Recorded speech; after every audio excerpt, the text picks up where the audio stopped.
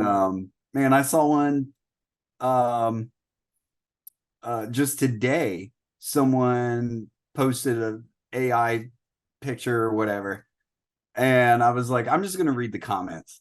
And what they wrote on there was like, here's my latest piece. Like they fucking worked on it forever. Here's my latest piece. And Dude, then and yeah. then and they said, here's all the prompts in case you want to make it. And I'm like, well, isn't it gonna make the exact fucking same thing? Okay. Well, how So different is it gonna be? here's my latest piece, and let me show you the prompts in case you want to make it. Yeah, yeah, yeah, You yeah, know, get the fuck yeah. out of here. I was just, and so someone actually commented, they were like, hey, what did you draw this in? And I was like, oh, here we go. Yeah. They were being genuine. And anyway, they were like, what'd you They draw were this in? they were And being genuinely naive. Best case scenario. no, I really think they were because the person said, well, I do touch-ups in some drawing program. It was honestly a drawing program I'd never heard of. It wasn't Photoshop, it wasn't fucking Clip Studio, it I wasn't can't even Procreate. know. Yeah, you know. So it said I do touch-ups, but the base is AI.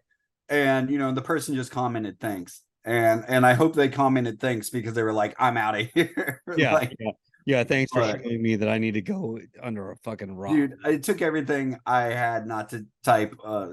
You know, way to use that keyboard. Like, Dude. I mean, I Anyways, oh god, now I'm fired up. All right, let's start. We should probably start the show. I think we're keeping that in. Dude, you're Yeah. drinking Mountain Dew too. um, we keep that in. That's the intro. That's our cold open. That is the cold open. Take us into the show, Ryan.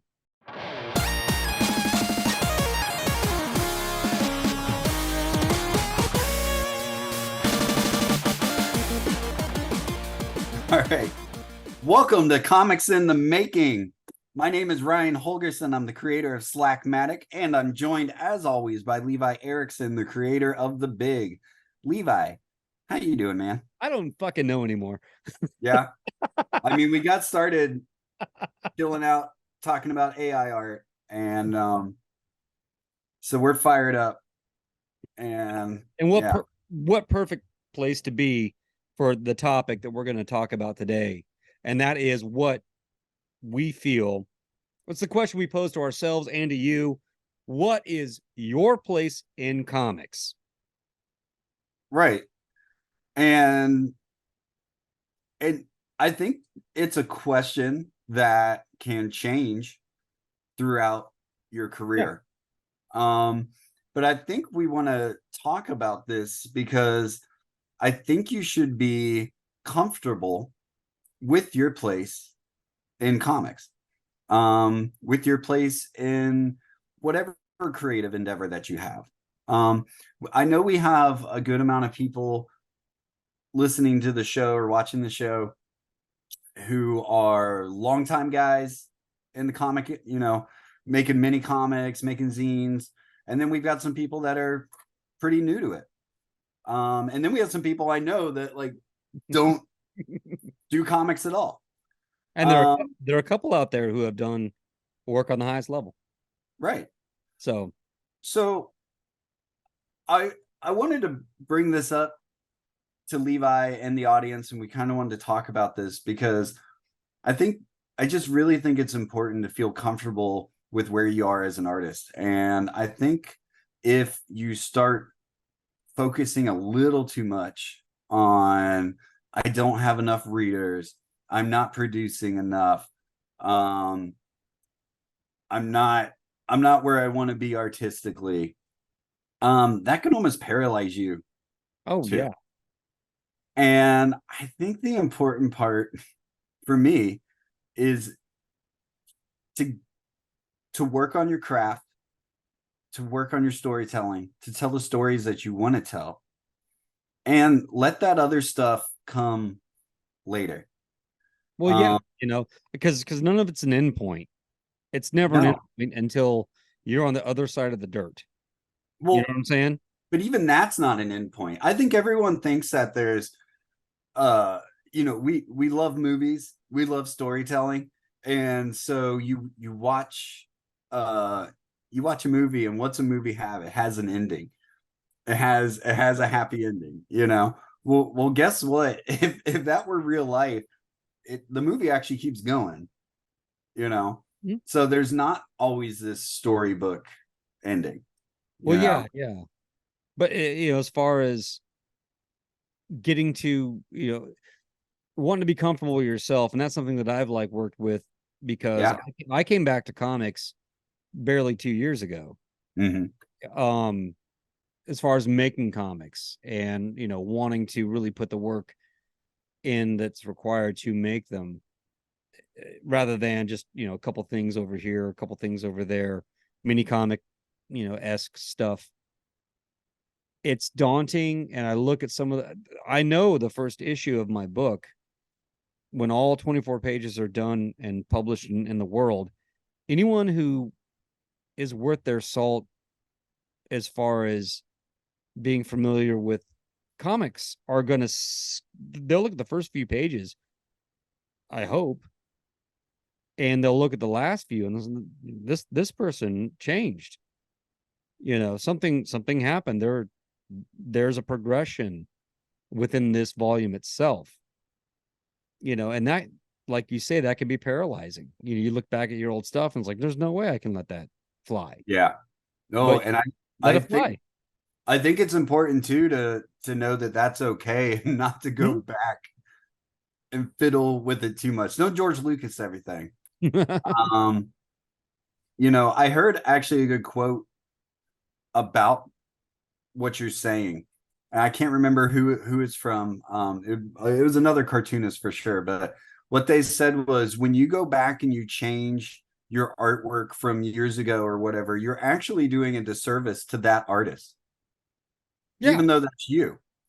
Yeah. But that at some point that was you. I mean, when I look at the stuff that I created, um, last year, there's very little of it that I look at and go, I was firing on all cylinders there, you know. Yeah, There's definitely parts where I go, oh my god, I could do better. I could do better. of course. And always Um, you'll see things other people never will. oh no, oh yeah, no one ever. Usually, like when I'm selling at a show, um, and people will ask, well, what do you recommend? And I always recommend whatever the newest book is that I've got out, because I know that's, at least for me, that's the best that I could do. Mhm. Um, but no one ever goes and looks at the oldest book that I've got on there and goes, "Oh, this is shit," because you know, to the normal non-artist, I mean, what we do is a magic trick anyway. Sure. Um, because they just don't. Most people don't create. They don't draw. They don't make music. Um, they don't paint. They don't sculpt. They don't write. Those Whatever it is. So those are the when you're lucky ones. someone, yeah. Oh no, I Because every time I've seen something since I was a kid, people riding skateboards. Oh, I want to do that. You yeah, know, I got my first comics, and I've got the drawings that can't. Oh, I want to draw this. I can draw this. You know, the drawings I did side by side with, and I know the first comics I got. Oh, hockey looks cool. I think I can play hockey. Yeah, hmm, I've always wanted to do. I've never been someone who's just like, hey, I like looking at that over there. yeah. I always go, no, I have to be in the middle of that. No, no, I'm the same way, and I still have, like, well, I mean, what's funny is doing this show is one of my bucket list items, because I love Dude, yeah, podcasts, yeah. I like Here we YouTube. are. So it's like, oh, great. All right, I'm doing this. But I love movies. I love movies. I mean, and honestly, I think I'm gonna figure out a way to shoehorn some movie talk into some of our episodes. Um, But Devious bastard. I mean, hey, because we're telling stories, and then we're talking about what inspires us, and lots of stuff inspire me other than just comics. Certainly. But I wanted to go back. You mentioned skateboarding, and me and Levi, we're both skateboarders. Not as much as we used to. I mean, you skate more than I do now, but back when I was a teenager, I wanted to be a sponsored skater, you know, Mhm. and I was skating every day there for 2 or 3 years. But that I just don't have the skill, you know. Honestly, I'm scared of heights too. So it was like ollieing down a 3 stair was like, that was, oh my God, that was terrifying for me. And you're not going to become a sponsored skater skating, ollieing down a 3 stair. But anyway, we were skating a spot, and these three dudes that we didn't know pulled up, and they all got out and they had their boards and they started skating the spot with us. And I mean, this was probably 96, I would say. So, And so your wheels they're were like were like this. oh yeah. Our pants were this big, and our wheels were this big. Um, they barely covered the bearings. But this dude was popping 360 flips like nothing. Now, in this day and age in skateboarding, a 360 flip is almost something you do onto like a rail Yeah. or whatever. Yeah. It's almost like an ollie.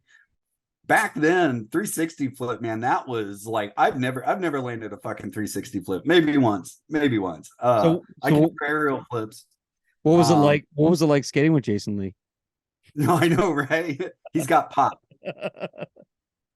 So anyway, so this guy was just 360 flip left and right, and I was fucking floored because I'd never seen one in person.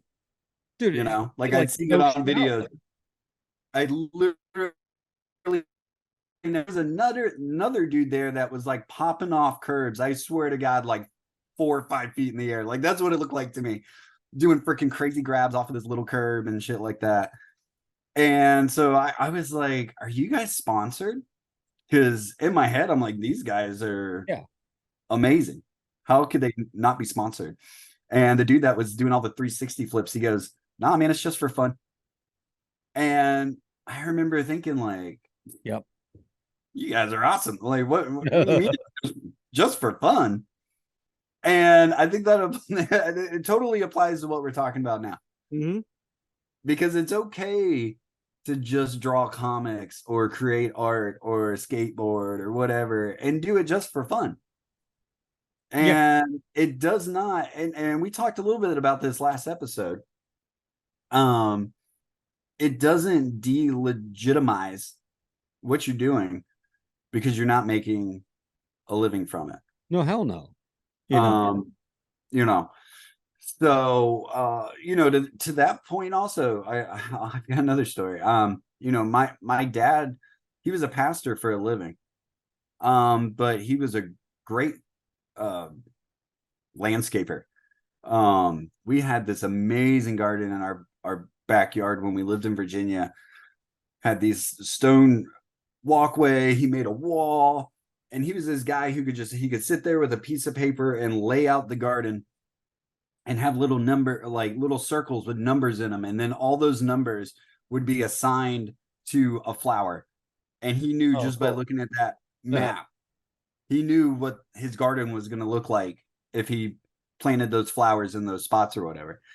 And we'd have, people come over and see that garden and stuff like that. And he was told all the time, why don't you do this on the side? Why don't you do this for, a living, as Yeah. if he didn't already have a career.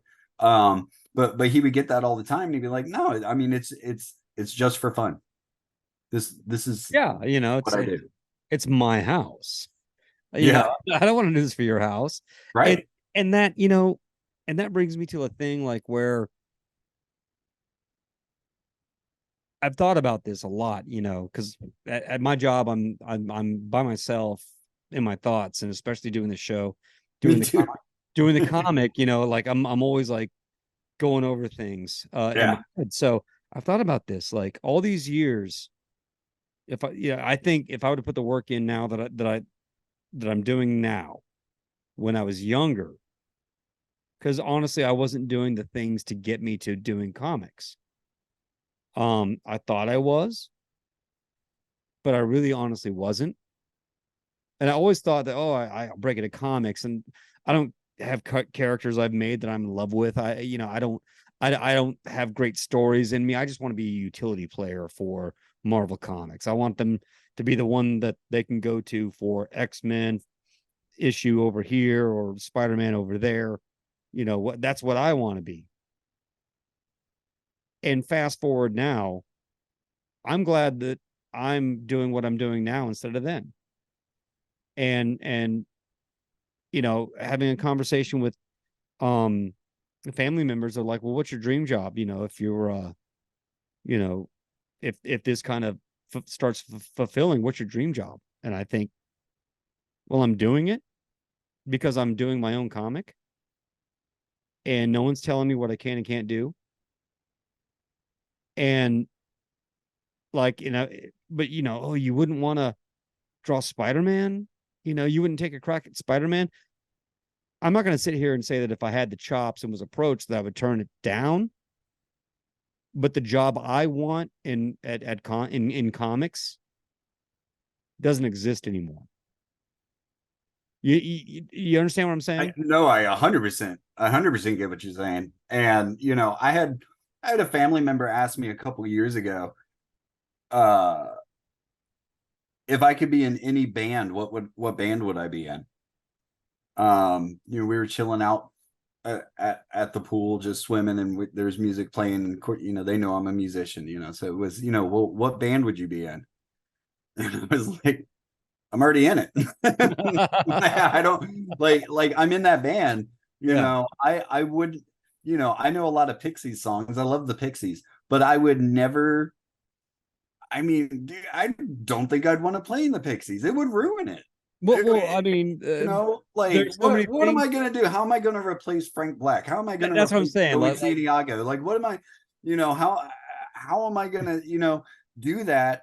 And then you almost lose some of the magic yeah, for, you know, you release a new album with them or something like that, and now you've got to listen to your guitar parts over that or whatever, yeah, and cringe, and go, dude. fuck, I destroyed the Pixies. I just ruined the Pixies. Look at, we're not even talking about comics anymore. We're We're gonna not. talk Yeah, about, yeah. But we're talking but about. but look at that, and this is gonna show how little I know about mainstream rock music. But the lead singer of AC/DC now, he's been in AC/DC longer than like, Yeah, for what, 40, 30, 40 fucking years or whatever. he's been in AC/DC longer than Bon Scott had, lived. Right.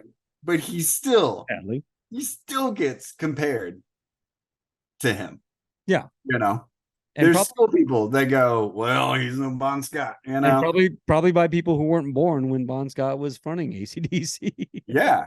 Yeah. And that's For fair. me, The see, that's what's reporting are funny. there. I'm obviously I'm not a huge AC/DC fan, but to me, like that dude is AC/DC. Like I don't Yeah. know anything, but that's the danger, is like he's got to have that over his head, you know. Yeah, but I think the legacy speaks for itself. Yeah. Yeah. Bringing back to comics, but we're talking about like What were we talking creative and about? we're talking about creative endeavors. We're talking about like, where you kind of fall into it, and you were saying being comfortable with where you are, but that doesn't have to mean satisfied. No. You know, No, and I think so. I think it's important to, you've always got to move forward. Well, I don't want to say always, but I feel like that should be your goal. Your goal should be, I want to move forward. well, yeah, And sometimes moving forward means you might have to swallow some tough pills sometimes. mm, And I think it's real important um to try and keep that self-awareness um with you, and go, well, why don't I have all these readers? Why don't I have why aren't I making a living at this? Um and that's tough, and look, we're having this discussion, we're not in that position either. Right. Um, but I can look at myself and say, well, I'm not very consistent. Um, I know a lot of people, a lot of our friends, I get a lot like, wow, you put out a lot of stuff. And it's true, I do put out a lot of stuff, but then Yeah. I'll go a month or two and not put out a goddamn thing. I haven't put out a new comic in like a week or two. And a lot of it's because I'm doing stuff behind the scenes and stuff like Mhm. that. But I know personally there have been times in my life where I've stepped away from it for a couple months. Look, that impacts your your career. That impacts you Yeah. being out there. It does. And I have to be able to look at myself and go, um, that's okay. That's okay. Yes. I've been a little tough on myself, honestly, this week. I've been trying to step up my comic game a little bit more. I've been trying to get some pages done. Um, and honestly, that was my plan today. And you know what? I just wanted to sit in the chair and watch TV for a little bit. And, That's and I fair. might and I might work on it some later tonight, but I'm not going to beat myself up over it. Yeah. Um, Because but get back to the grind, right. you But I do think it's important though. If you want to get to that next level, and keep in mind this is coming from someone who hasn't reached that next level, but I'll tell you what, I am not. I do come. I've done other things in my life. Mhm. I've done other things in my life where I have had success.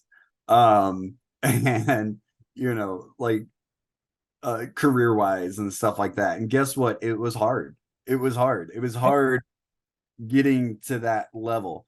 And art is the same way. It's hard. And you almost have to commit to it on a level that might be super uncomfortable. And That's why they if it call it is grind. right, and so that's where I would bring it back is if it is too uncomfortable, that's okay. That's okay for you to kind of like step back and say, you know what, I'm comfortable with where I'm at. I'm comfortable with putting out a page a week or a page a month or whatever. I was talking to somebody online. There's a guy, oh my God, I can't remember his name, but he does a series called Rob Haynes. And it's a long running series. The guy's been doing it for like 20-25 years. He's won a Ink Pot award at Comic-Con a few years ago. God, it's gonna kill me that I don't can't remember his name. I think it's something Ronaldo. Anyway, Rob Haynes Adventures.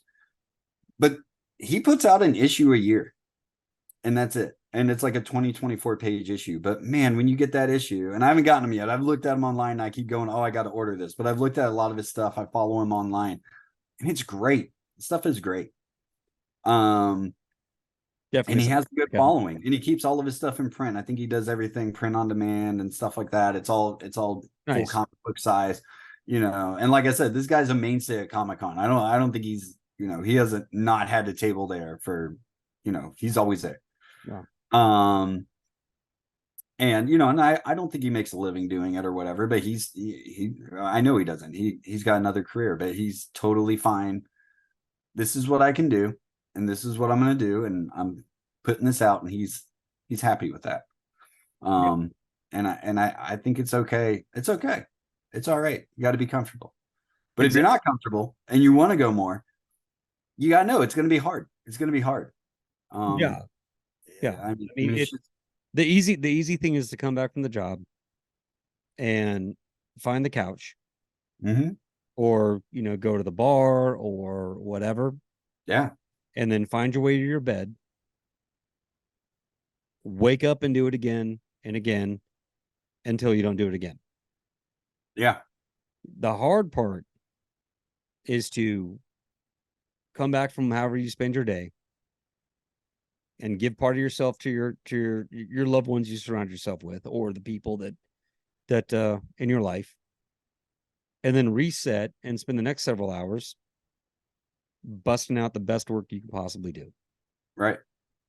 Well, I And think I said it a few episodes ago. Sometimes the hardest part is just sitting down to do the damn thing. That Um, that's always what we say, do the damn thing, yeah. you know. Um, so I was thinking about this the other day too. Uh, you ever watch Kitchen Nightmares with Oh Gordon yeah. Ramsay? Oh yeah. Think about your comic career like that. You know, Yep. this is, the people that are showcased on those restaurants, he's going in there to fix them, right? Right. They're artists. A lot of them are artists, because their art is food. Hmm. And they went in there to make this business with their art, and they suck. But a lot of times they suck because a lot of times he'll go in, he'll eat the food, and the food's horrible.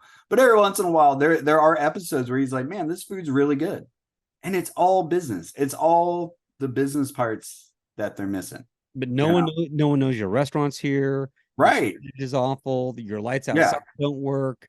you're You an Italian restaurant, and there's 5 other Italian restaurants in the town. It's yeah. yeah. So So to me, there's no difference to that, and I think in the same breath, I think a lot of chefs and people in that industry, they're not necessarily business minded, or they think they are, and they're not. Um, yeah.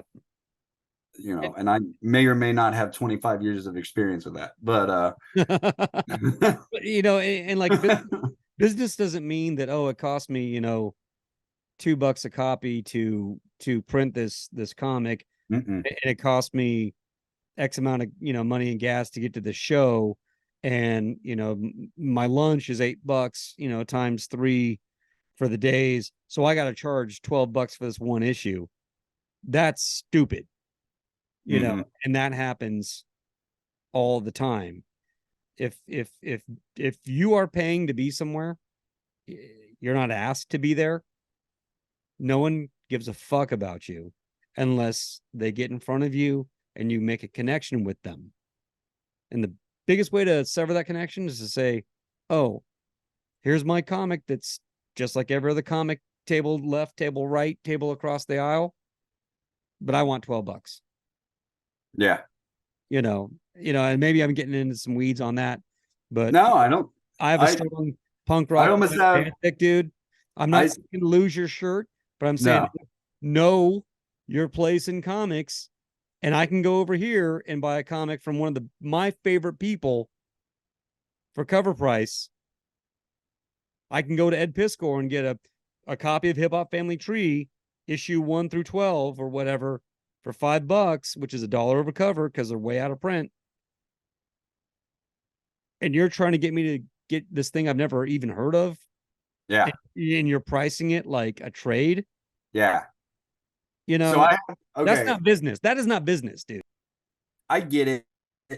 I get it when you're first starting out. And especially, not to say you're necessarily pointing anybody out that you know in real life, but I've seen I've seen exactly what you're talking about from people. And I've seen it more times I couldn't more times than I could count. Having done shows off and on for the last 25 years. And I get it when you're trying to be a smart about your business, and you're maybe you're doing print on demand, and you're looking at that per unit cost, and 5 times cost for an item that you're selling is, that's, business wise, that's a pretty, that's a good mindset to kind of have. However, 5 times cost for a print on demand book, and you are looking at like a $12 floppy 20-page book. Um, and that's a hard sell if nobody knows who you are. Yeah, and Um, of course they're artists, so there have been, people to pay ostensibly. I don't know. Yeah, I mean, sometimes people are fueled on exposure, which if all you have to offer someone is exposure, spoiler, you're not offering shit. You're not going to expose them to nobody. No, and I think you need to have a balance when it comes to that sort of thing. Um, you know, just for starters, I use a lot of print on demand. I use we talked last episode about mini comics. So just for me, business wise, I usually do about 3 times cost. Um, so my books are going to be anywhere from like $5 to $7, depending on if it's black and white or if it's color. And I think that price point is, I mean, it works out pretty good for me. Yeah. I don't have a lot of people going, oh, geez, I don't know. That's that usually people do it without blinking an eye. And also because I do have a lot of material when I'm uh tabling at a show, I always have a bundle deal. Yeah. I was going And to with say, the bundle, you've got some great yeah, bundles. oh yeah, and with that bundle deal, you're getting probably like 2 or 3 books for free. Yeah. I mean, I might have to raise the bundle deal next show because I was looking at it, I was like, oh shit, it's probably too low. Um, but besides that, besides getting into the business of pricing your books and everything, with that kind of stuff, what you're describing is really me seeing someone put put the cart way out in front of the horse. And I've tabled with more next to more than one person who they're getting ready to put out a comic. Maybe they haven't even put out the comic yet, but they've got action figure turnarounds. They've got a TV show pitch ready to go. They've got cover mock-ups. They've got maybe they've got storyboards for the cartoon that they want to do. Like a You know whole what they don't have? empire. Yeah. You know what they don't have? They don't have issue 1 of their fucking book. And you can't. And so when I see stuff like that where it's almost all show, it's no real substance. What I really want to say is, why are you drawing comics? Why are you writing why are you doing this? I mean, and how many times have What you heard is this? your place? I wanted to make a movie and I had a movie script, but it was too expensive and I couldn't find the people, so I made a comic instead. Um, man, I hate that. And I get it. I guess it works sometimes, but you know, a comic shouldn't be a fallback for something else that you want to do. Um, and as we both well know, I'm sorry to say, if you You can't just get your indicted movie made like and you want to Marvel make and it, DC. You just huh? you just indicted Marvel and DC How so? because like, oh, you're making comics, but you really want to be making movies. Well, That's here, my I hot mean, fucking take. okay, yeah, but they make better movies than they make comics right now. I mean, you want to bring That's a that hot up. take too, but is, I mean, is that I don't because necessarily people like writing comics their right now movies, are trying to but get into the step up to the yeah. cinematic Well, universes, there was a big argument stomping when the on us, Marvel. the comic people? Yeah, well, there was a big argument when the Marvel movies were getting like real big and everything. And I remember there was some Marvel creators going, why don't you allocate some of that into the promotion of the comics?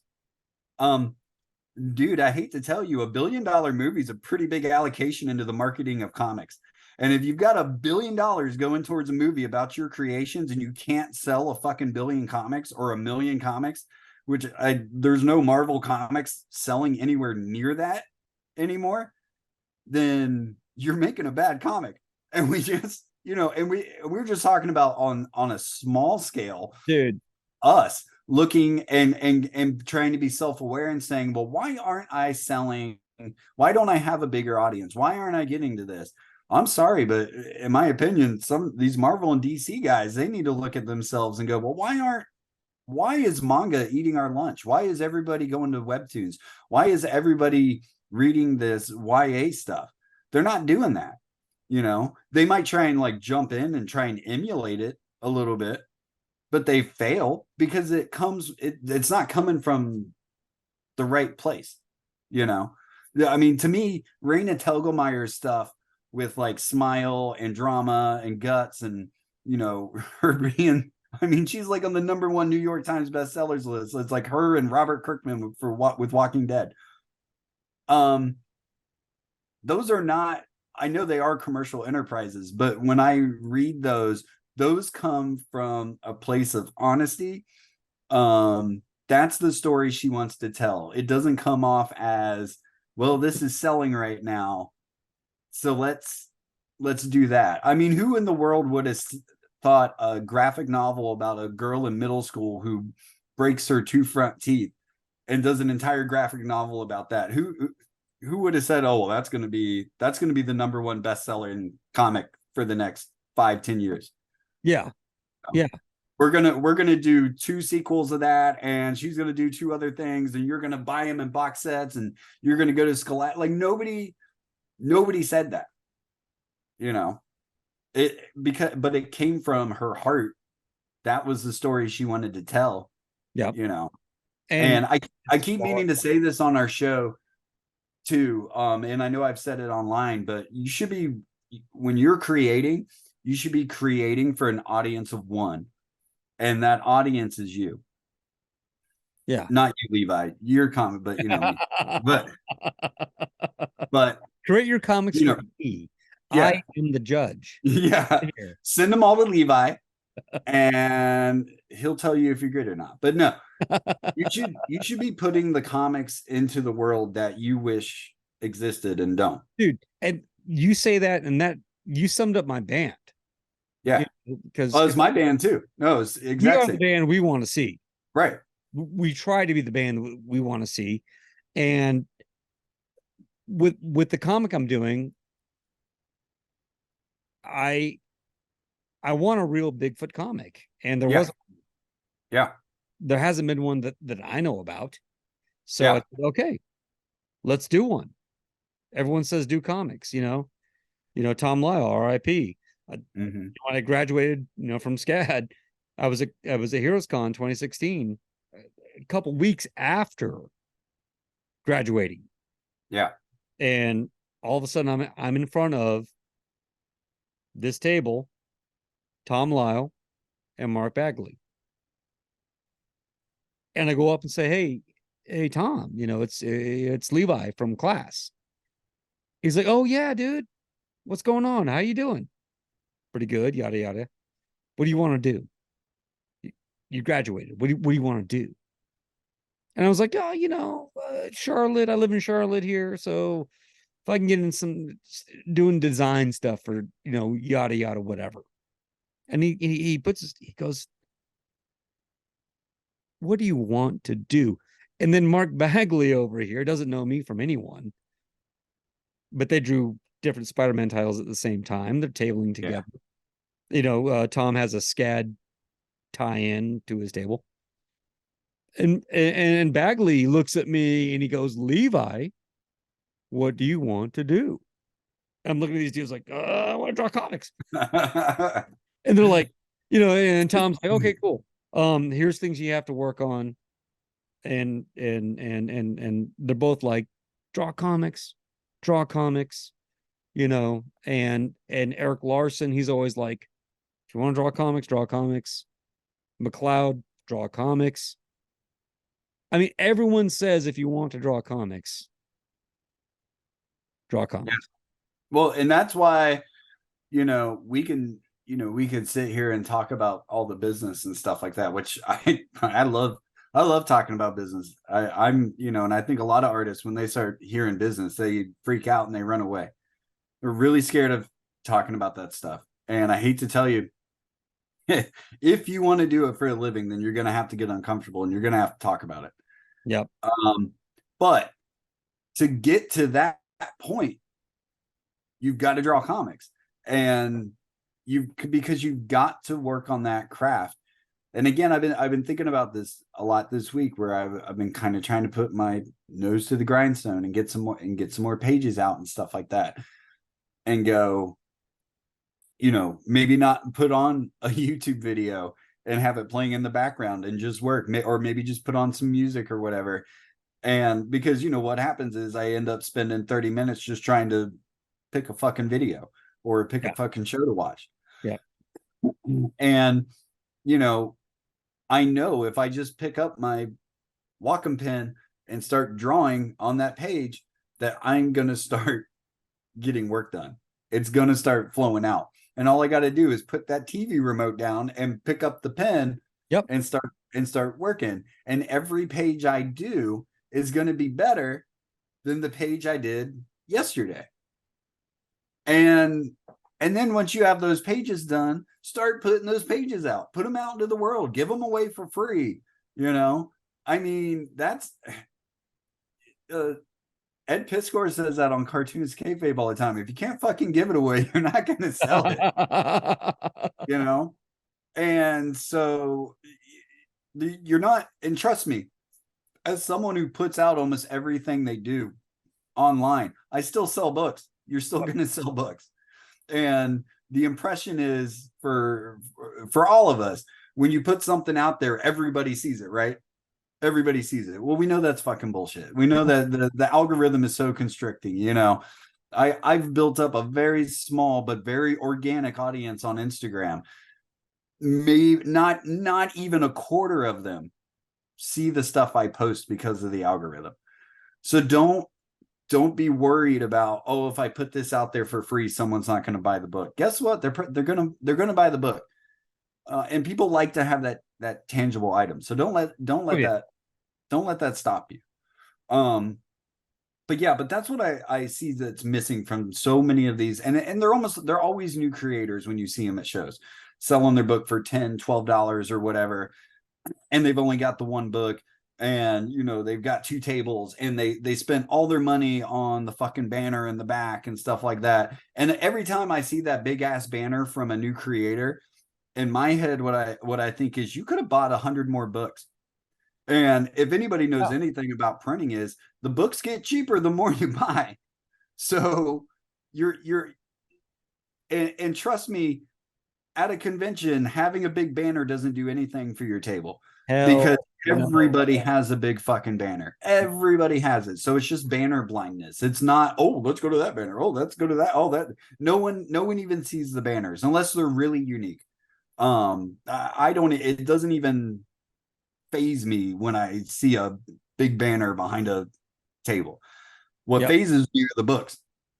What's on your table? Oh yeah, yeah. And oh my God, if you're gonna think about how am I gonna drive attention, work on the design of your book. Design that cover. That cover is gonna be what's out front on your table. That's what's gonna catch someone's eye. Not your banner. Yep. It's going to be the book, and I'm not saying don't get a banner. Yeah, get a banner, but wait till you're ready to get a banner.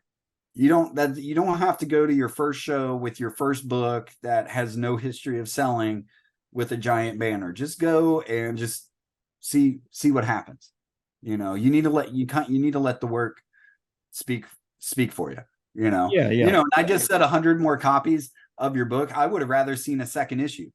Don't put the extra time into getting a second issue out and have 2 issues at your table. So you're showing, okay, I'm committed to this, Right. But you gotta, I just, yeah. And while we're talking about, these kind of creators, I can also tell you, I've never seen these creators at 2 shows.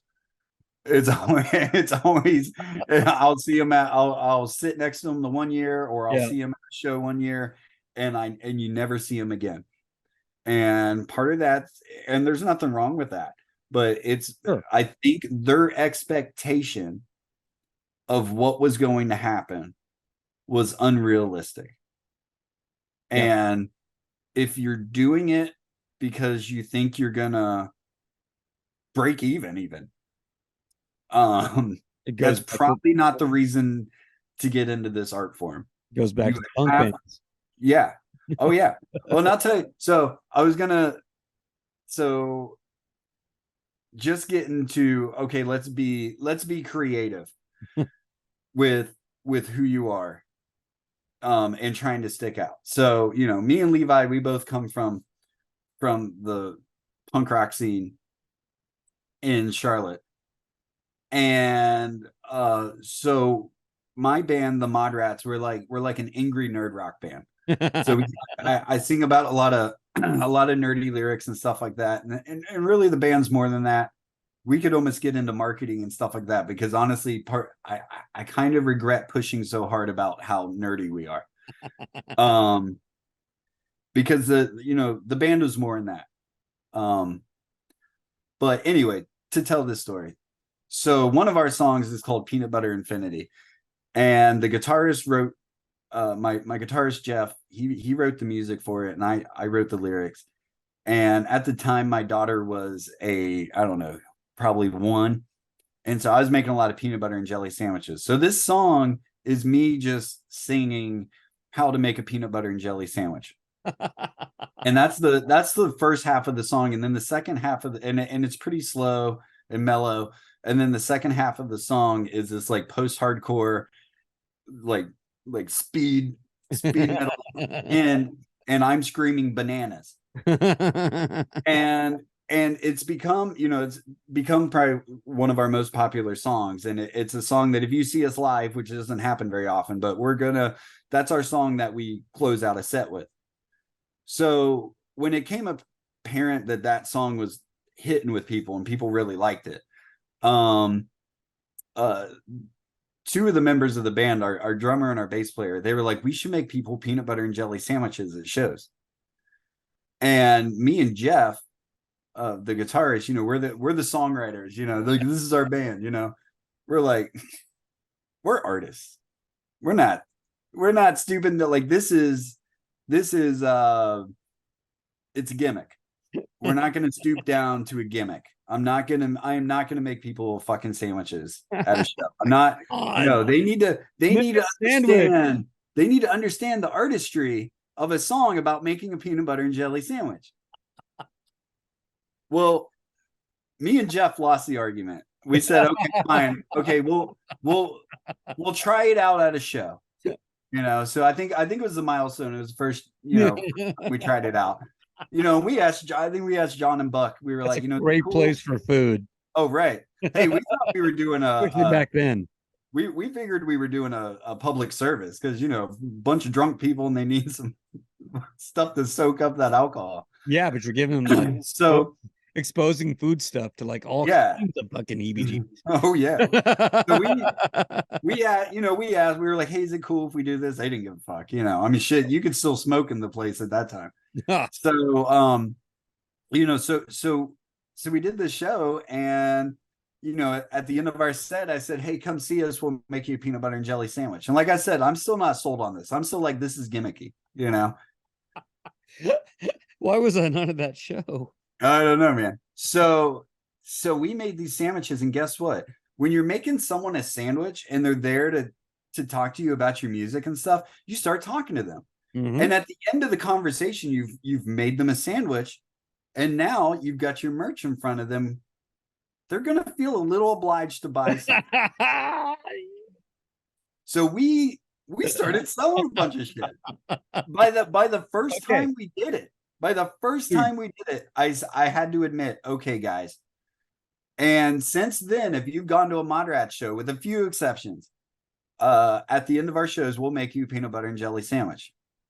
And I would see online, like, when people would mention us, oh man, I fucking love that band, they made me a sandwich. And so for something that I thought was kind of gimmicky, and to be honest, it still is, it's totally gimmicky, it still fucking worked. Okay, we sold T-shirts, we sold CDs. It was a way to get people in front of that stuff. It was a way for people to remember us. For some of these people that had gone to how many punk rock shows at the Milestone, they're going to remember the time someone made a fucking sandwich for them there. So that's kind of like, that's the, and I can't even take credit for the idea. It wasn't my idea. I didn't want to do it, but I can I can see in hindsight why that worked and why you kind of have to have that mindset when you're doing something creative and when you're doing something new. So Matthew's Comic Con, Yeah, we're making sandwiches. I don't know. That sounds really gimmicky. We're gonna pour drinks, or we're gonna like make coffees or some shit. I've You I've took had a the candy cork bowl off the before. bottle, dude. What? I've had a candy bowl before at a show, like a bowl full of Right? candy. That's all right. Yeah, no, we've tried stuff like that. Um, free comics, It's actually stuff like that. I uh, think, I don't, I think it's got to, I mean, that was the thing. We had a song about the peanut butter and jelly sandwich. So it was something that was still reminding them yeah. of Uh, why they got yeah. that peanut butter and jelly sandwich. So I'm not saying, hey, go to a Comic-Con and everybody make sandwiches for everybody. Okay, I so think, I'm on page 21, so there'll be a yeah, sandwich on page 21. yeah. That'll tie into You know what I would do for you if we're gonna do a food related. Find a Bigfoot mold for cookies and make like the classic PGF uh yeah. Bigfoot Right, everyone right, sees. right. Patterson Gimlin fan Yeah, Patterson Gimlin. film for all the noobs out there. It's too bad Pizza Hut doesn't have the Bigfoot pizza anymore. Yeah, I'd no. get one of those and like give slices. Yeah, yeah. Don't. See, this is how you do it. This is your place in comics. Yeah. Just to tie it back to to the subject. And yeah, it's a little bit like facetious, but at the same time, what are you doing, and where do you fit, and how do you fit there? I'm not actually gonna give pizza with or sandwiches with my comic. Um, but these are all ideas that, Out of the box thinking. I yeah, would, yeah, out of the box. ideas for, what's an easy way to put me a little bit out in front of somebody else, And the number one and way, not to be make, competitive or whatever, make a good but comic. yeah, well, yeah, no, and see, and that's exactly right. Is we can talk about strategies for getting people to your table and shit all day long. Oh, make a sandwich, give them candy, make a Bigfoot cookie, have the biggest banner anyone's ever seen in their life. You can do all of that stuff. But here's the thing: even if they come to your table, even if they buy your $12 comic and it's a shitty comic, it doesn't matter. Yeah, They're not going to come back for issue 2. So the most important part is make a good comic. And the only way you're going to make a good comic is to make page after page after page after page. What is it? Get those 1,000 pages. Get those bad 1,000 pages yep. out of your system. And that's a lot. Do the damn thing. It's the grind. Yeah. And it's hard. It's hard. I mean, that's the thing. That's the other thing I've been thinking the most about this week when it comes to whether you're producing the comic or promoting your comic or selling your comic or printing your comic. A lot of times it's a one person gig. Yep. So at least for the stuff that we do, it is a one person gig. There's no one else helping us. And it's hard.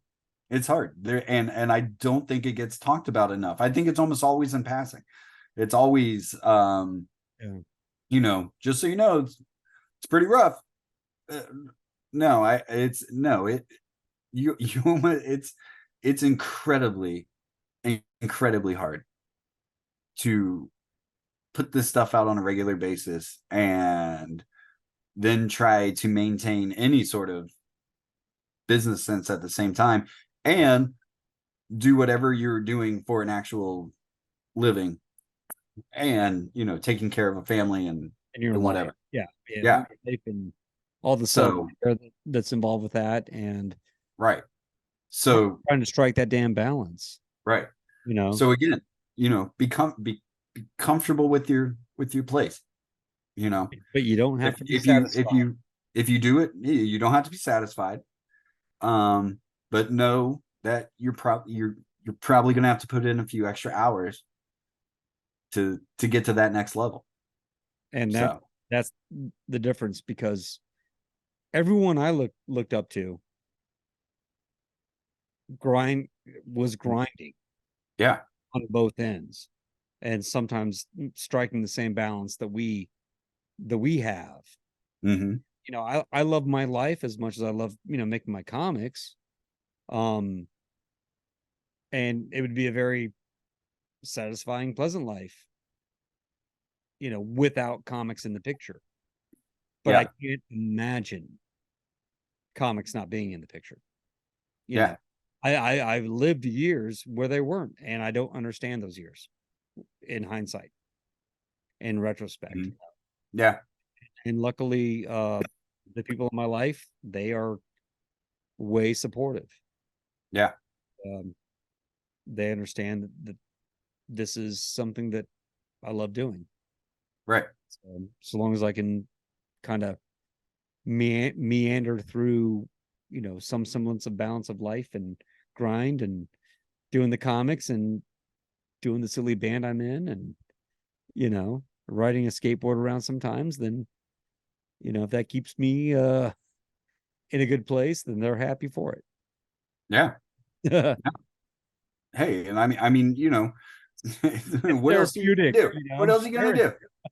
do? Or you could just go to work, come home, find Yeah. the bugs, find Yeah. the do it Just again, be a muggle, you know. do it again until the last thing you see is And the I, the bug. it's funny because you know, for the amount of people that look at our artwork, um, and go, uh, I don't know how you do this, and it, like I said before, like it's a magic trick, you know.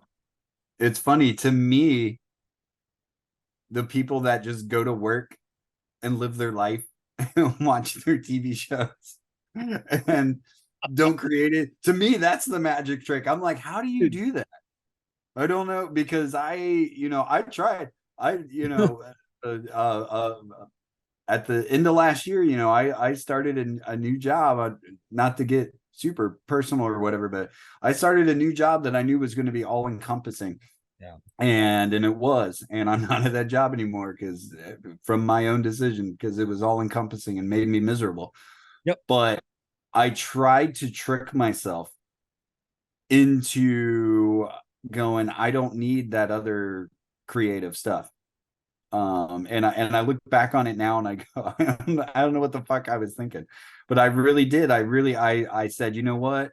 I gave it my all. And I told a lot of people this too. I said, you know what? I tried for a long time, to make a go at art and putting it out there, and it's been frustrating. And I hate dealing with social media, and I hate dealing with all of this stuff, and but at the end of the day, I wasn't creating anymore, and I wasn't writing anymore. And it was, the job was already soul sucking, but then I had no soul to suck because I wasn't even, Yeah.